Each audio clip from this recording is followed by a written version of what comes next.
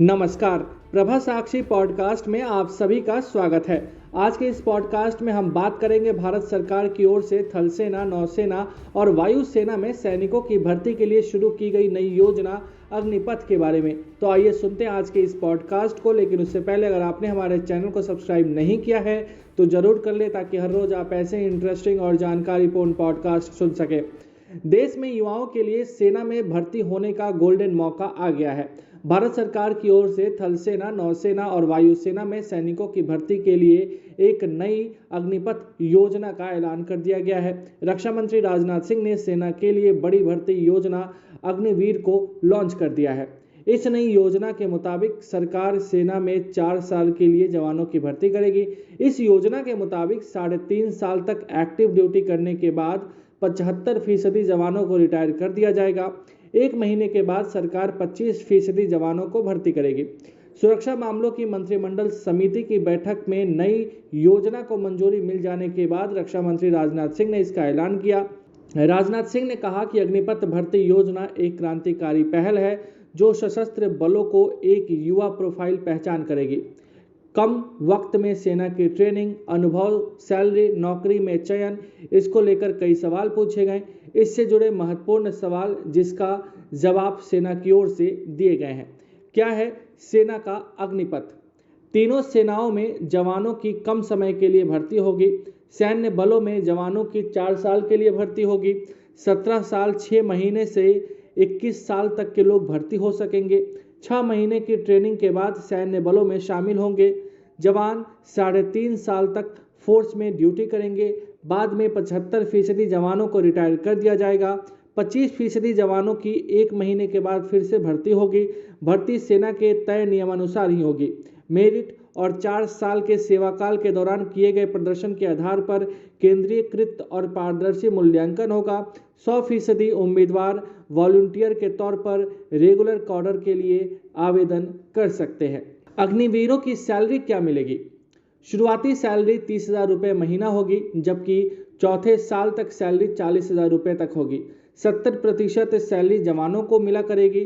30% salary सरकार अपने पास रखेगी। ये रकम सेवा निधि के रूप में जमा होगी। सेवा निधि में 30% योगदान सरकार भी देगी। ईपीएफ, पीपीएफ की सुविधा के साथ अग्निवीर पहले साल 4.76 लाख रुपए पाएंगे। चौथे साल तक वेतन 40,000 रुपये यानी कि सालाना 6.92 लाख रुपए पाएंगे। पैकेज के साथ ही कुछ भत्ते भी मिलेंगे, जिसमें रिक्स्ट एवं हार्डशिप, राशन, ड्रेस और ट्रेवल अलाउंस शामिल होंगे। सेवा के दौरान डिसेबल होने पर नॉन सर्विस पीरियड का फुल पे और इंटरेस्ट भी मिलेगा। सेवा निधि को आयकर में छूट दी जाएगी। अग्निवीर ग्रेजुएटी और पेंशन संबंधी लाभों के हकदार नहीं होंगे। अग्निवीरों को भारतीय सशस्त्र बलों में उनकी अवधि के लिए 48 लाख रुपए का गैर अंशदायी जीवन बीमा कवर प्रदान किया जाएगा। 4 साल सर्विस के बाद अग्निवीर क्या करेंगे? सर्विस के बाद जवानों को डिप्लोमा मिलेगा। जवानों को क्रेडिट स्कोर भी दिए जाएंगे। क्रेडिट का इस्तेमाल कर आगे की वे पढ़ाई कर सकेंगे। रिटायरमेंट के बाद नौकरी में सरकार मदद करेगी। सरकारी मंत्रालय जवानों का कौशल विकास करेंगे। पुलिस, केंद्रीय अर्धसैनिक बलों में नौकरी कर सकेंगे। कॉरपोरेट सेक्टर में भी नौकरी का मौका मिल सकेगा। 4 साल के इस कार्यकाल के बाद अग्निवीरों को नागरिक समाज में शामिल किया जाएगा, जहां वे राष्ट्र निर्माण की प्रक्रिया में योगदान दे सकेंगे। 10 पॉइंट में जाने सेनाओं को अग्निपथ की जरूरत क्यों पड़ी। सेनाओं का सैलरी, पेंशन का खर्च बचेगा। बचे हुए पैसों से आधुनिकीकरण हो सकेगा। हथियार उपकरण खरीदने के लिए रकम बचेगी। अभी 60% रक्षा बजट पेंशन सैलरी में जाता है। सेनाओं में सभी वर्गों को बराबर का मौका मिलेगा। अभी कई रेजिमेंट जातियों और समुदायों के नाम पर है। इन रेजिमेंटों में बाहरी लोगों की भर्ती पर रोक है। सेनाओं में खाली जगहों पर भर्ती जल्द हो सकेगी। अभी सेना में करीब 1.25 लाख जवानों की कमी है। सामान्य भर्ती में कमी पूरी करने में 6 से 7 साल लगेंगे। अग्निपथ से कैसे होगी सेना की बचत? अभी सेना का खर्च 10 साल से एसएससी पर 5.12 करोड़ रुपए, 14 साल के एसएससी पर 6.83 करोड़ रुपए, रक्षा बजट का 50% पेंशन सैलरी में खर्च होता है। अग्निवीरों पर खर्च 4 साल सर्विस में 80 से 85 लाख रुपए, 1000 जवानों पर 11,000 करोड़ की बचत, सैलरी पेंशन का बोझ 30% तक कम होगा। कार्यकाल के बाद नागरिक दुनिया में प्रगति के लिए खुलेंगे अवसर। अग्निवीर अपनी युवावस्था में 4 साल का कार्यकाल पूरा होने पर प्रोफेशनल और पर्सनल रूप से परिपक्व और आत्म अनुशासित होंगे। अग्निवीर के कार्यकाल के बाद नागरिक दुनिया में उनकी प्रगति के लिए जो रास्ते और अवसर खुलेंगे वह निश्चित रूप से राष्ट्र निर्माण की दिशा में एक बड़ा प्लस पॉइंट होगा।